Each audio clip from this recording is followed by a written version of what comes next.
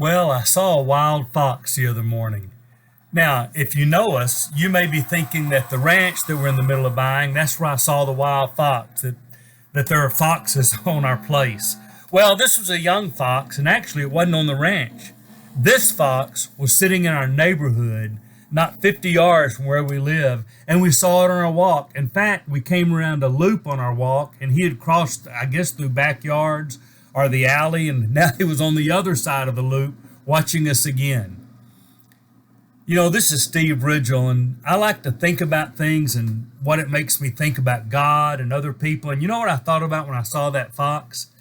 I didn't expect to see a young fox in our neighborhood. Wouldn't have surprised me on the ranch, but it did sort of surprise me in the neighborhood.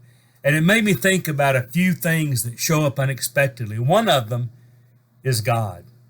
You know, I don't know why I don't expect God to be everywhere. I should.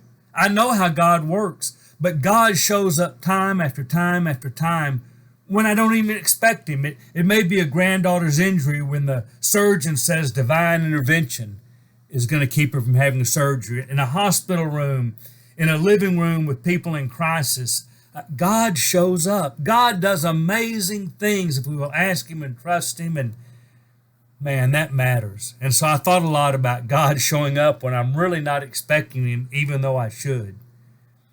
I thought about sometimes how believers really show up when you're not looking for them. I'm amazed at how many times when we had a snowmageddon here in Abilene or during the COVID thing, how many Christians step up.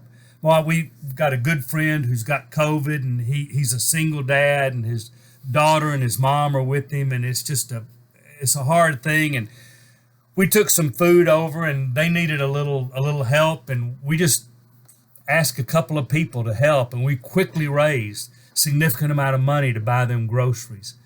People show up, believers especially, God's people show up. I'm amazed how many times they give rides to the doctor and take groceries and pay for bills and sit with the lonely. And you know what? Sometimes there's a little risk in that. But you know, I should also expect God's people to show up, because after all, we follow Jesus, and he was always showing up for people. But the third thing I thought about, sometimes non-believers show up seeking where you least expect it. Well, I'm not talking about visiting church, but I'm amazed sometimes when I just try to talk to a neighbor about Jesus, how responsive they are, or a friend, or somebody you don't even expect who says, you know, I would like to go to church, or I would like to talk about Jesus, or yes, I would like to hear the story of why you think Jesus matters. You know, we're thinking, yeah, unbelievers in unexpected places like bars, and well, no, that's kind of where you'd expect non-believers maybe to show up. I'm just talking about when you start asking God to bring people in your life to share Jesus, and then they start showing up when you're not even looking. And that shouldn't surprise us either, because there are people out there whose hearts are hurting, and they're looking for an answer, and we have that.